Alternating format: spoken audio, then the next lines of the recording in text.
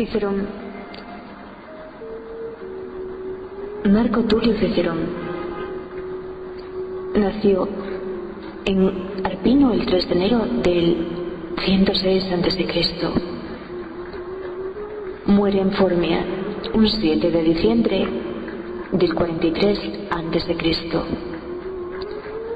Fue un jurista político, filósofo, escritor y orador romano. Es considerado uno de los más grandes retóricos y estilistas de la prosa en latín de la República Romana.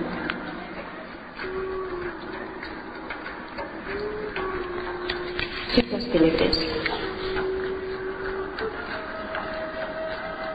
Aparta un amor viejo con un amor nuevo. Como un clavo, saca otro clavo. Que las armas cedan a la toga. Palabras que Cicerón escribió en alabanza de su propio consulado. Se usa para afirmar la preeminencia del poder civil sobre el militar. Como nada es más hermoso que conocer la verdad, nada es más vergonzoso que aprobar la mentira y tomarla por verdad. Con la costumbre casi se forma otra naturaleza. Cuando aspiras a alcanzar el puesto más alto, recuerda que es honorable la segunda o tercera posición. De hombres es equivocarse, de locos persistir en el error, de todos es errar, solo del necio perseverar en el error. Debemos cuidar de que los delitos no sean castigados con más severidad de la que merecen. Donde quiera que se esté bien, allí está la patria. El buen ciudadano es aquel que no puede tolerar en su patria un poder que pretenda hacerse superior a las leyes.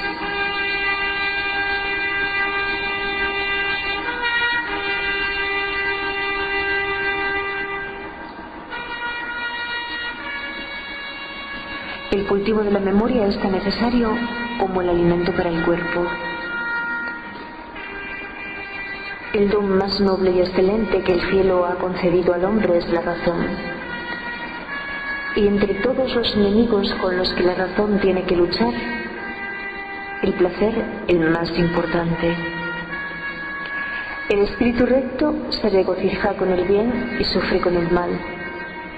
El estudio y la contemplación de la naturaleza es el natural alimento de la inteligencia y del corazón. El hombre condena cuando no entiende. El hombre no tiene enemigo peor que él mismo. El que enseña el camino al que va errado, luz en su luz le enciende y a él y alumbra, habiéndola comunicado. El que seduce a un juez con el prestigio de su elocuencia me parece más culpable que el que lo corrompe con dinero. El testimonio de mi conciencia es para mí de mayor precio que todos los discursos de los hombres. En las horas de peligro es cuando la patria conoce el quilate de sus hijos. Es bueno acostumbrarse a la fatiga y a la carrera, pero no hay que forzar la marcha. Es la fortuna, no la sabiduría, la que gobierna la vida del hombre. Es la propia naturaleza la que nos impulsa a amar a los que nos han dado la vida. Esperemos lo que deseamos, pero soportemos lo que acontezca. Estar contentos con lo que poseemos es la más segura y mejor de las riquezas. Este es el primer precepto de la amistad. Pedir a los amigos solo lo honesto y hacer por ellos solo lo honesto. Existe de hecho, jueces, una ley no escrita, sino innata, la cual no hemos aprendido, heredado, leído, sino que de la misma naturaleza La hemos tomado, exprimido, apurado, ley para la que no hemos sido educados sino hechos, y en la que no hemos sido instruidos sino empapados.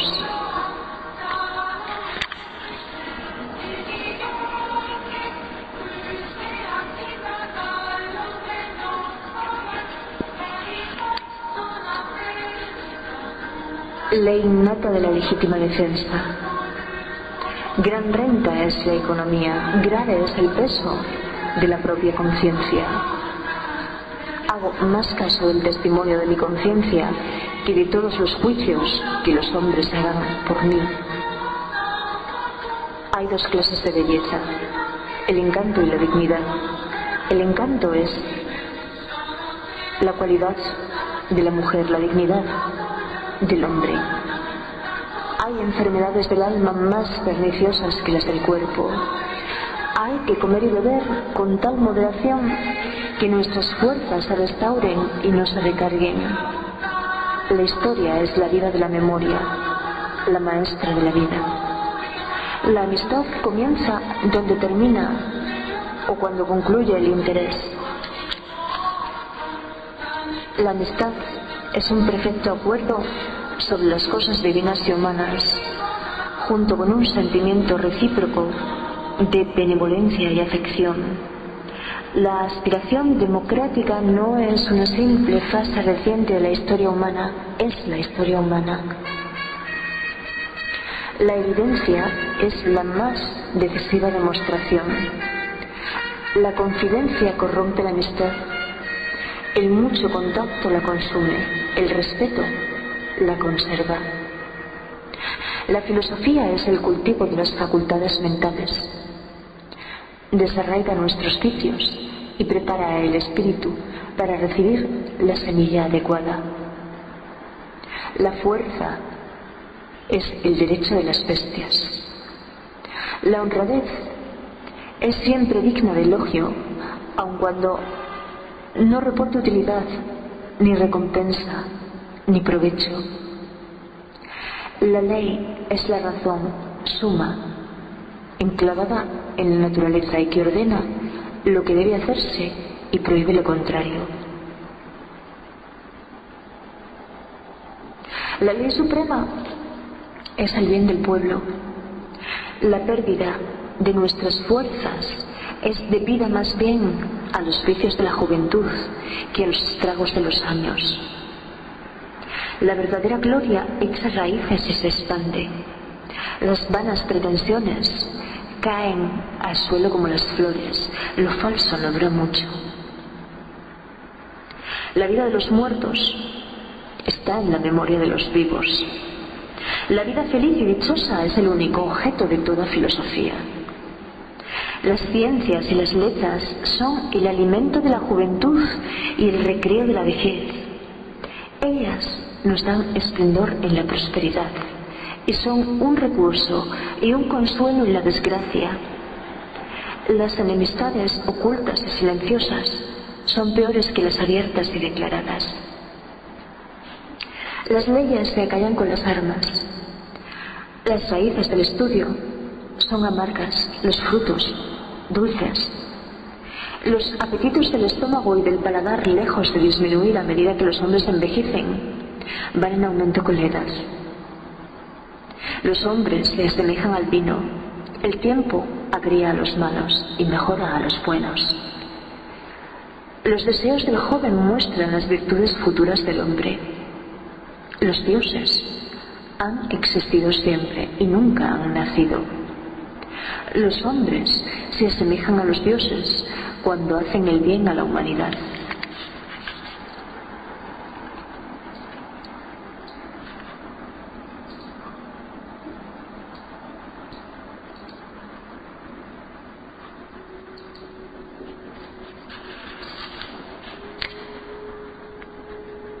Mi conciencia tiene para mí más peso que la opinión de todo el mundo.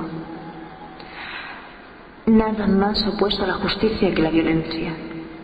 Nada aprueba mejor un carácter estrecho y ruin que el amor al dinero, y nada es más noble y excelso que despreciarlo si no se tiene, y emplearlo cuando se tiene en forma benéfica y generosa. Nadie debe obedecer a aquel que no merece mandar. Ningún hombre ha llegado a ser grande sin un toque de divina inspiración. No comprendo por qué el que es feliz busca una felicidad mayor. No hay absurdo que no haya sido apoyado por algún filósofo. No hay fortaleza tan bien defendida que no pueda conquistarse con dinero. No hay nada hecho por la mano del hombre que tarde o temprano el tiempo no destruya. No hemos nacido solamente para nosotros. No me da vergüenza confesar que soy ignorante de lo que no sé. No saber lo que ha ocurrido antes de nosotros es como seguir siendo niños. No sé si, con excepción de la sabiduría, los dioses han otorgado al hombre alguna cosa mejor que la amistad. Oh tiempos, oh costumbres, oh témpora, oh mores, pensar es como vivir dos veces. Que cada uno practique el arte que conoce. ¿Qué cosa más grande que tener a alguien con quien te atrevas a hablar como contigo mismo? ¿Qué otro regalo más grande y mejor se le puede ofrecer a la República que la educación de nuestros jóvenes? También reproducida como: todos los hombres pueden caer en un error, pero solo los necios perseveran en él. Que las armas cedan a la toga y el laurel se conceda a los méritos. ¿Qué animal tan feo es el mono? ¿Y cuánto se nos parece? Si ignoras lo que ocurrió antes de que tú nacieras, siempre serás un niño. Si quieres aprender, enseña. Una mala paz es siempre mejor que la mejor de las guerras. Seamos esclavos de las leyes para poder vivir en libertad. Somos servidores de la ley a fin de poder ser libres. Cicerón, citado en Friedrich Karl Joachim, 1982, La filosofía del derecho. Son siempre más sinceras las cosas que decimos cuando el ánimo se siente irado que cuando está tranquilo. Soy ciudadano romano. Quibus Romanus sum.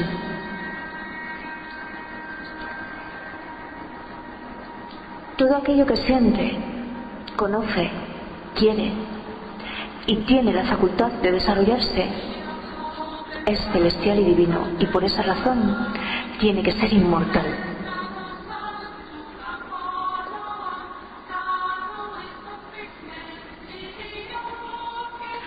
Todos los hombres pueden caer en el error, pero solo los necios perseveran en él. Tropezar dos veces en la misma roca es una desgracia proverbial.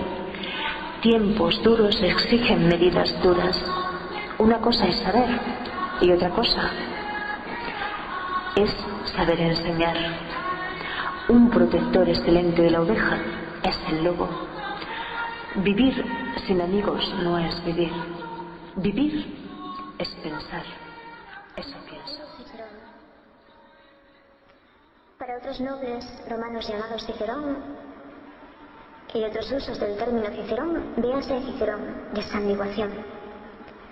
Marco Tulio Cicerón, en latín Marcus Tullius Cicero, pronunciado Marcus Tullius Cicero, Arpino, 3 de enero de 1906 a.C., Formia, 7 de diciembre del 43 a.C. Fue un jurista, político, filósofo, escritor y orador romano. Es considerado uno de los más grandes retóricos y estilistas de la prosa en latín de la República Romana. Reconocido universalmente como uno de los más importantes autores de la historia romana, es responsable de la introducción de las más célebres escuelas filosóficas helenas en la intelectualidad republicana.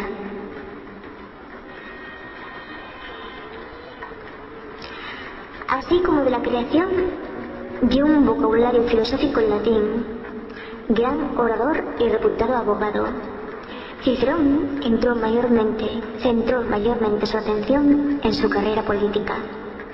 Hoy en día es recordado por sus escritos de carácter humanista, filosófico y político.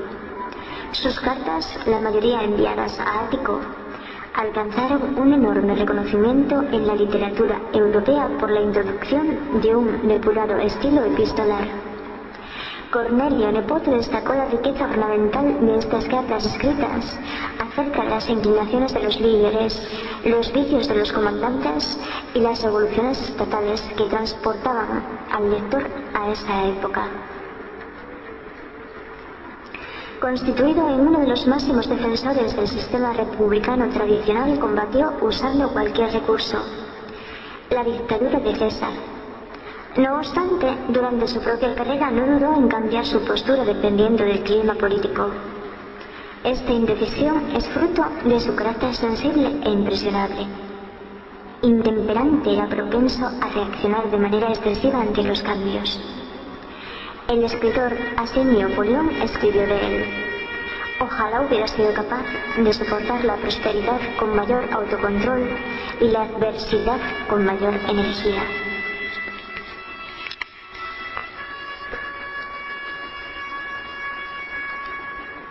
Biografía. Formación. Cicerón nace el 3 de enero de 106 a.C. en Arpinum, Artino, un municipio localizado a 110 kilómetros de la capital, en el seno de una familia plebeya elevada al ordo ecuester, electoralmente perteneciente a la tribu Cornelia. El padre del orador era un caballero cuya delicada salud imposibilitaba la realización de cualquier aspiración política, a causa de lo cual decidió permanecer en el campo, donde se dedicó a la literatura. De su madre conocemos el nombre Elvia, la certeza de su pertenencia a una gens notable que contaba con 2 pretores, y su temprana muerte. En una carta a su hermano Quinto, Cicerón la describe como la clásica matrona romana. El origen de su cognomen, Cicerón de Cicer, esto es garbanzo, no es claro. Según Plutarco, provenía de un ancestro cuya nariz tenía esa forma, pero también pudiera ser que la familia comerciara de antiguo con estas legumbres. Cuando era niño, le enviaron a Roma para estudiar Derecho con los más importantes literatos del momento, como Escévola, entre cuyos alumnos se encontraban Mario el Joven, Sulpicio y Ático o Craso Orator. Gracias a este último entró en contacto con Arqueas, Aulus Licinius Arqueas, un poeta de Antioquía del que aprendió lo esencial de la literatura helena y adquirió el placer de la poesía. Quizá haya escrito su primera poesía a los 14 años, 92 a.C., Pontius Glaucus, lo que al parecer da verosimilitud a las palabras de Plutarco, que le consideraba un alumno sobresaliente y precoz. Asimismo, maestros como Filón de Larisa o Diódoto le brindaron una sólida formación filosófica. Como todos los ciudadanos romanos, a los 17 años comenzó el servicio militar bajo las órdenes de Pompeyo Estrabón, padre de Pompeyo. Durante la guerra social, cuando terminó el conflicto, retomó los estudios. Haría su estreno como letrado ese mismo año con el Pro Quinticio sobre un problema sucesorio. En 79 a.C. pronunció el Pro Rostio Amerino, en el que había un ataque implícito al dictador Sila. La increíble actuación del orador que posibilitó que Rostio resultara libre lo llevó a determinar que lo más prudente era mantenerse apartado de la ira de Sila durante un tiempo, por lo que marchó a Grecia.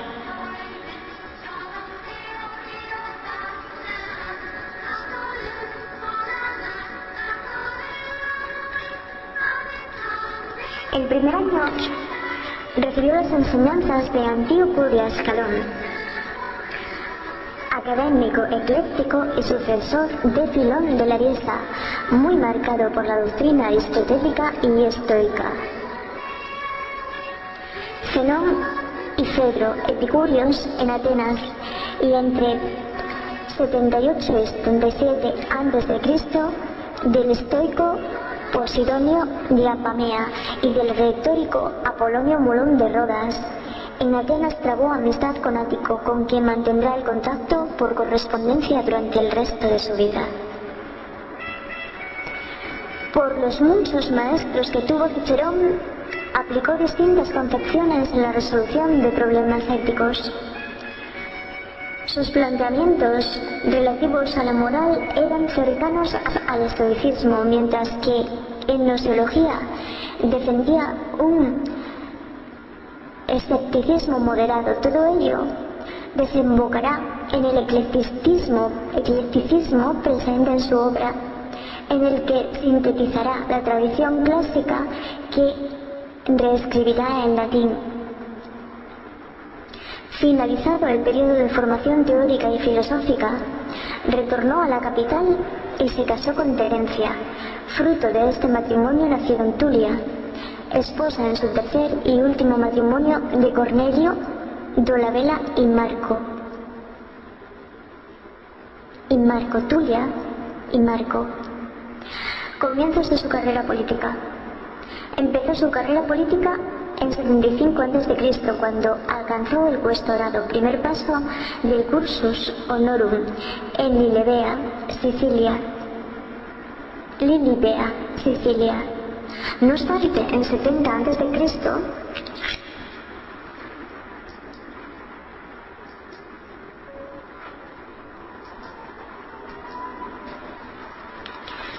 es cuando comienza a ser reconocido a raíz del proceso contra Verres. Cicerón representó a los sicilianos que acusaron a este, es administrador de la provincia, de estar implicado en múltiples casos de corrupción y en el robo de obras de arte.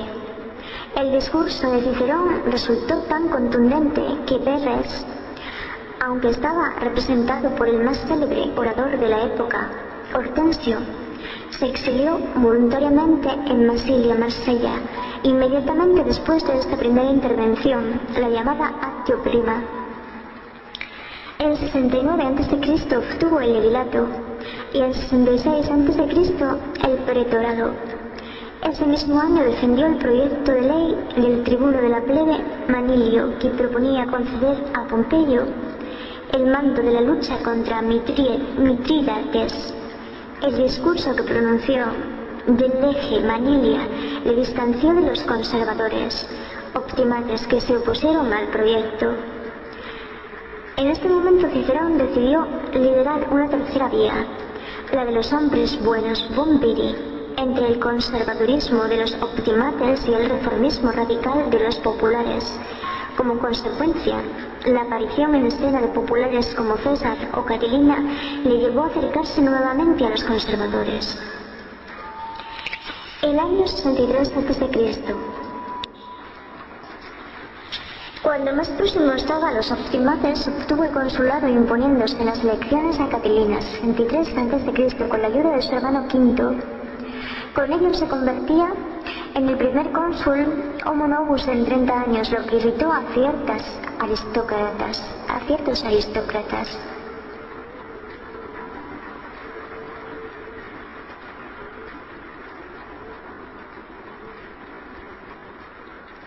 Porque hasta entonces lo más de la nobleza no le podía ni oír nombrar, y juzgaba que sería como degradar el consulado sin nombre de su esfera, aunque tan insigne llegase a conseguirle.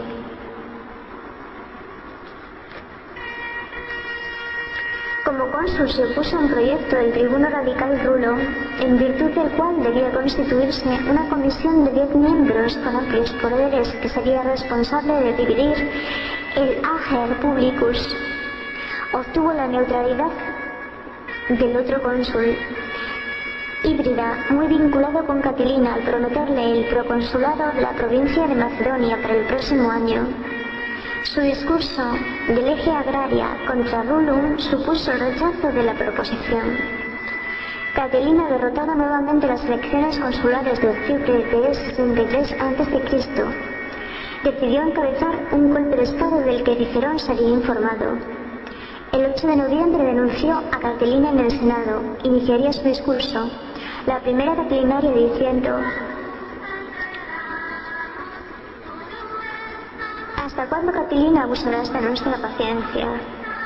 Ese mismo discurso contuvo una conocida sentencia del orador, célebre incluso en nuestros días, o tiempos, o costumbres. Consciente de que era cuestión de tiempo que le detuvieran, Catelina optó por marcharse a Etruria y encabezar desde allí a los insurrectos. En la capital quedaron numerosos cómplices del rebelde, a los que encomendó llevar a cabo el levantamiento de la ciudad. El 9 de noviembre, Cicerón publicó una nueva catilinaria y declaró que no tomarían represalias contra los sediciosos que se entregaran en el acto. Ese mismo día, los senadores aprobaron el Senatus Consultum de República Decenda, decreto adoptado en los tiempos de crisis que autorizaba a los líderes del Estado a reclutar tropas, combatir, contar con los recursos necesarios y convertirse en la máxima autoridad civil y militar. La crisis se acentuó cuando Sulpicio y Catón acusaron a Licio Murena, cónsul electo para 62 a.C., de comprar votos. Era inviable cancelar el resultado de las elecciones y llevar a cabo otras nuevas, por lo que Cicerón decidió actuar como letrado de Murena pro Murena durante el proceso, en el que ironizó acerca del inflexible estoicismo de Catón en situaciones extremas. Si todas las partes son iguales, todo delito es un crimen. Estrangular a un padre no es más que ser culpable de la muerte de una gallina. Los conspiradores aprovecharon el proceso para comenzar el reclutamiento de hombres. Contactaron con los alobroges, con la promesa de concederles beneficios fiscales. Se iniciaban una revuelta en la Galia Narbonense, pero estos decidieron alertar a los senadores. Cicerón les ordenó que solicitaran a los traidores una copia escrita con las reformas a las que se comprometían, a lo que estos accedieron. Con estas pruebas tan evidentes, el cónsul denunció públicamente a los 5 conspiradores, entre los que se encontraba el excónsul y pretor Lentulus Ubra. En uno de los debates, los senadores, inspirados por la cuarta catilinaria, ordenaron la muerte de los rebeldes, privándoles del derecho a un proceso. César propuso la cadena perpetua, pero la opinión de Cicerón, al que apoyó Catón, prevaleció. Catelina moriría poco después en Pistoia. En adelante, Cicerón quiso ser reconocido como el salvador del Estado. Catón le llamó Pater de la Patria, padre de la patria, e intentó que los romanos no olvidaran nunca el modo en que actuó durante su consulado. Crisis. En 62 a.C., muerto yo, Catelina decidió retirarse momentáneamente de la política, dominada entonces por radicales ambiciosos. Este retiro acabó en 60 a.C., cuando declaró su oposición al triunvirato que constituyeron César, Pompeyo y Craso en 59 a.C., año del consulado de César y Bíbulo. Este intentó neutralizar al orador, nombrándole comisario responsable del reparto de las tierras de Campania entre los veteranos que combatieron contra Mitrades. No obstante, Cicerón consideró que lo más prudente era rechazar el puesto.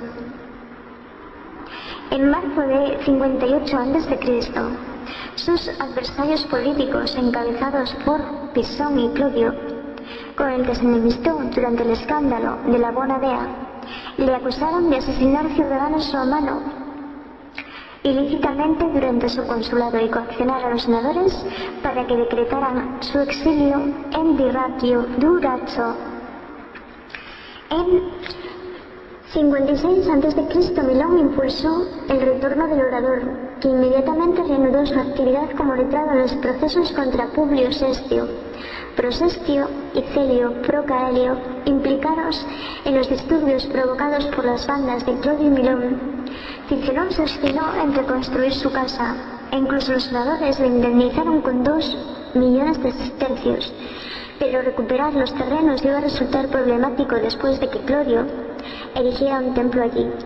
Cuando presionó para que se eliminara el carácter sacrosanto del edificio, Clodio, que en ese momento era edil, le acusó de sacrilegio ante los ciudadanos y ordenó a sus hombres que impidieran el desarrollo de las obras e incendiaran la vivienda de su hermano. Finalmente Pompeyo decidió intervenir para restablecer el orden. Cicerón correspondió el auxilio de los triunviratos con un discurso en el que apoyaba la ampliación de 5 años del proconsulado de César en la Galia que propuso Trebonio, la Lex Trebonia. La lucha política se trasladó a la calle, donde simpatizantes de uno y otro lado, optimates y populares, provocaron violentos disturbios que empañaron el desempeño ordinario de las elecciones. En 52 a.C., Clodio murió asesinado en uno de los altercados. Cicerón aceptó el caso como letrado de Milón, acusado de ordenar la muerte de su adversario. No obstante, el clima político era tan tenso que no pudo desempeñarse correctamente durante el proceso y perdió. Milón evitó la condena autoexiliándose en Masilia. Cicerón publicará años más tarde el Pro Milone, uno de los discursos más célebres del orador.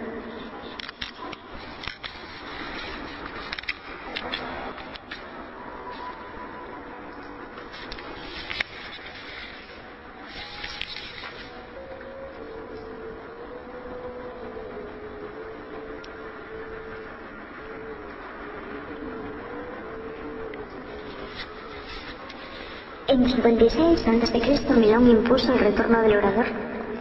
Bien, Cicerón correspondió al auxilio de los triunviros con un discurso en el que apoyaba la ampliación de 5 años del proconsulado de César en la Galia, que propuso Trebonio, la Lex Trebonia.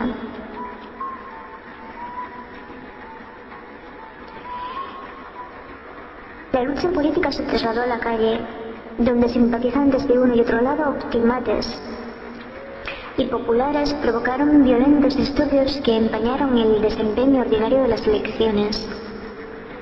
En 52 a.C., Clodio murió asesinado en uno de estos altercados. Cicerón aceptó el caso como letrado de Milón, acusado de ordenar la muerte de su adversario. No obstante, el clima político era tan tenso que no pudo desempeñarse correctamente durante el proceso y perdió. Milón evitó la condena autoexiliándose en Masilia. Cicerón publicará años más tarde el Pro Milone, uno de los discursos más célebres del orador. Proconsulado en Cilicia. En 53 a.C. el Senado impuso un intervalo de un lustro entre el desempeño de una magistratura y el de la magistratura provincial correspondiente, para evitar que los políticos recuperaran el dinero que invertían en las campañas electorales expoliando el territorio. Debido a la carencia de líderes en 51 a.C., los senadores decidieron enviar a administrar las provincias a excónsules que habían renunciado a ellas en el pasado. Cicerón, que rechazó su proconsulado en Macedonia, marchó a Cilicia, una pequeña provincia romana localizada en Asia Menor, donde se desempeñó sin entusiasmo pero con rectitud. En esta época Cilicia ocupaba el territorio correspondiente a Licia, Panfilia, Pisidia, Licaonia y la recién anexada Chipre. Lebert escribe que Cicerón aprovechó la ocasión para poner en práctica su ideal de cómo administrar una provincia basada en la paz y la equidad, esencialmente tributaria. Visitó a los líderes de las poblaciones de todo el territorio, suprimió los impuestos abusivos, moderó la tasa de interés usuaria y entabló relaciones diplomáticas amistosas con Deidotaro de Galacia, rey de Galacia, y Ariobarzanes de Capadocia. Asimismo, tuvo que aprestar una revuelta en el monte Amanos, próximo a Siria, donde Antioquía estaba amenazada por las incursiones de los partos. Para ello, reclutó numerosas tropas y nombró legatus a su hermano, veterano de guerra de las Galias. Tras 2 meses de sitio, tomó la ciudad de Pindanismus, centro de la insurrección, con lo que precipitó la capitulación de los sediciosos. Terminado el combate, los soldados aclamaron al orador como imperator, por lo que éste podía reclamar la celebración de un triunfo. Guerra civil y actitud frente a César. En 50 a.C., a su regreso a la capital, una grave crisis política enfrentaba a César y a los conservadores liderados por Pompeyo. Cicerón se alineó con el Picentino, intentando sin éxito no distanciarse en exceso de César. Cuando César comenzó la invasión de Italia, 49 a.C., Cicerón huyó de Roma, como la mayoría de los senadores, escondiéndose en una de sus mansiones campestres. Su correspondencia con Ático expresa el desconcierto y las dudas que le atormentaron. Consideró el estallido del conflicto un desastre, independientemente de quién saliera vencedor. César, que pretendía reunir a los senadores moderados, le escribió y le visitó en su villa pidiéndole que volviera a la capital en calidad de mediador. Cicerón rechazó la propuesta, declarándose leal partidario de Pompeyo, con el que acabó reuniéndose en el Epiro. Plutarco escribe que Catón le recomendó permanecer en Italia, donde sería más útil para la República. El orador, consciente de estas palabras, evidenciaban su escasa importancia, decidió no intervenir directamente en los combates, y después de Farsalia, 48 a.C., volvió a la capital y se reconcilió con César. En una carta a Varrón escrita el 20 de abril de 46 a.C. explica su papel durante la dictadura. Si nadie escribe de nosotros, escribiremos y leeremos sobre la constitución del Estado, y si no pudiéramos en la curia y en el foro, trataremos de servir a la patria con nuestros escritos y nuestros libros. Cicerón se recluyó en su residencia de Tusculum, donde se dedicó a escribir prosa y poesía, a traducir las obras de los sabios helenos. En 46 a.C. se divorció de Terencia para después contraer matrimonio con Publilia. La muerte por sobreparto de su hija mayor, Tulia, en febrero del 45 a.C., a la que estaba muy unido, le causó una enorme pena que plasmó en varias epístolas y en la parte de las Cuestiones Tusculanae, que trata sobre el dolor del alma. Se divorció de nuevo al ver que Publilia recibía con regocijo la noticia del fallecimiento de la hijastra. Su relación con César se tornó cada vez más distante. El dictador no era el modelo del líder ilustrado del que Cicerón escribe en De República, pero tampoco el cruel tirano que tenía el orador. Independientemente, ahora era el dueño absoluto de la República y nada parecía poder hacerse. Dedicó un panegírico a Catón, al que llamaba el último republicano, con el que intentó desmarcarse políticamente de la administración. César le respondió mediante la publicación de Anticatón, una colección de acusaciones al pretor. Cicerón alabó la calidad literaria del escrito, concluyendo un duelo entre iguales en palabras del orador. En diciembre de 45 a.C., César y su séquito cenaron en la villa que Cicerón tenía en Pozzuoli. Para consuelo del orador, César quería una reunión distendida con una conversación culta e interesante en la que únicamente se tocaron temas literarios. Oposición a Marco Antonio y ejecución. El 15 de marzo del año siguiente acaeció el asesinato de César, en el que no intervendría Cicerón, ya que aunque era conocida su oposición al dictador, los tiranicidas decidieron no contar con él a causa de su conocida cautela. Fallecido César, estalló una enorme crisis política en la que lideró a un senado que propuso amnistiar a los conspiradores para disminuir la tensión, hasta que Antonio, cónsul y responsable del testamento del dictador, tomó de nuevo el poder. En abril, cuando el heredero de César, Octavio, retornó a Italia, Cicerón intentó sin éxito usarle contra Antonio. 5 meses después publicó varios discursos en los que atacaba violentamente al cónsul las Filípicas. Cicerón describe su oposición en una carta a Casio, escrita ese mismo mes. No obstante, la situación política no era la misma que en 63 a.C., y sus Filípicas no tendrían el mismo resultado que sus catilinarias. El Senado, diezmado a causa de las luchas civiles y constituido por numerosos antonianos, rechazó declarar enemigo público al cónsul. Un año después, Octavio y Antonio se reconciliaron en Módena y constituyeron un nuevo triunvirato que decidió plenos poderes con Lépido. Los triunviratos no tardaron en acabar con sus adversarios políticos. Octavio abandonó a su aliado y permitió que Antonio proscribiera a Cicerón. El 7 de diciembre de 43 a.C., el cónsul ordenó su asesinato, así como que su cabeza y sus manos se expusieran en los rostros del foro, tal como había sido la costumbre en tiempos de Sila y Mario, aunque él fue el único de los proscritos en recibir tal destino.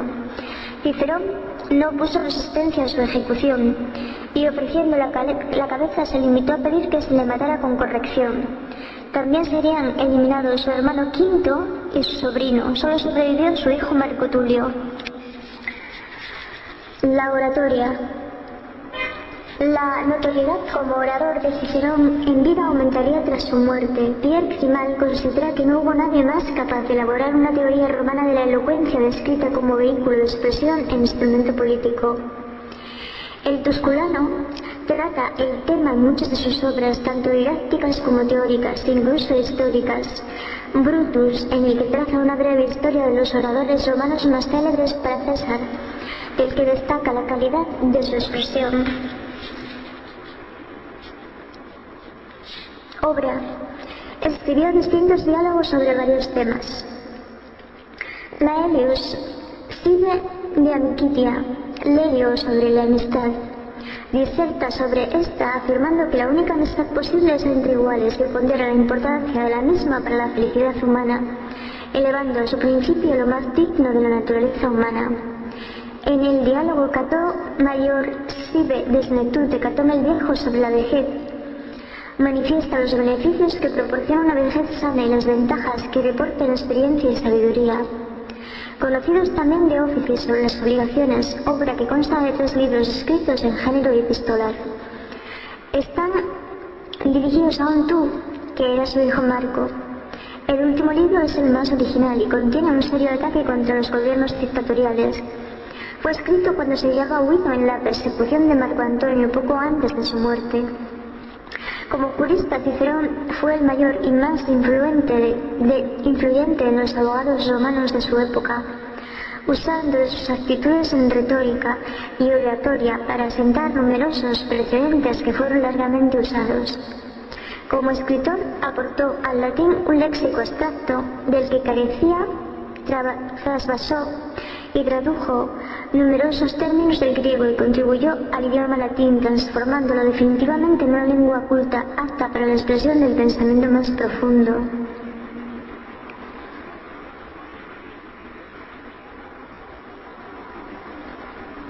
Escribió numerosos discursos, a veces agrupados por ciclos temáticos, las 3 catilinarias, las berrinas, las 14 filípicas contra Marco Antonio, y bastantes tratados sobre retórica y oratoria, como el de Oratore. En el siglo IV de nuestra era, la lectura de Hortensius de Cicerón, obra actualmente perdida, despertó en la mente de San Agustín el espíritu de especulación. Durante el Renacimiento, Cicerón fue uno de los modelos de la prosa, y se leyeron ávidamente sus 4 colecciones de cartas conservadas y editadas por su secretario personal, Tirón, al que se atribuye el perfeccionamiento de la taquigrafía, entre las cuales destacan las epístolas a familiares, cartas a los familiares, donde se perciben sus veleidades políticas, sus gustos filosóficos y literarios, la vida cotidiana de su casa y de la Roma de su tiempo. Casi toda su obra manifiesta una gran preocupación sobre cuál debe ser la formación del orador, que estima que debe ser integral y emprenderse desde la cuna, en la que tuvo por mayor seguidor en fechas muy posteriores a Marco Fabio Quintiliano. Como moralista defendió la existencia de una comunidad humana universal más allá de las diferencias étnicas, humanismo, y la supremacía del derecho natural en su obra maestra de Oficis sobre las obligaciones, y se manifestó contra la crueldad y la tortura. Como filósofo no le satisfizo ninguna escuela griega. y prefirió adoptar el pensamiento del eclecticismo, tomando lo mejor de unos y de otros. Contrario al escepticismo radical, sostenía la necesidad de conceptos innatos e inmutables necesarios para la cohesión social y los vínculos relacionados de los individuos. Sus ideas sobre religión expresadas en De Natura Deorum, sobre la naturaleza de los dioses, revelan sus creencias y su apoyo al libre albedrío. Casi todos sus trabajos filosóficos deben mucho a fuentes griegas que trata con familiaridad y enriquece con su propio juicio, pues fue un gran divulgador y preservador de la filosofía helénica. En política fue un republicano convencido, absolutamente enemigo de la tiranía, y se deben obras dialogadas como De República y De Legibus sobre la República y sobre las leyes. Compuso además un tratado de gloria que no se ha conservado y cuyo rastro se pierde en las manos del humanista Francesco Petrarca, que alcanzó a leerlo en la Edad Media. Obras de Cicerón y véanse también Plutarco.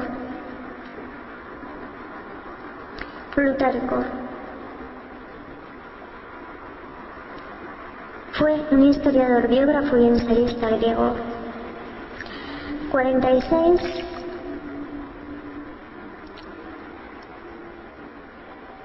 o 50, 120 del siglo I.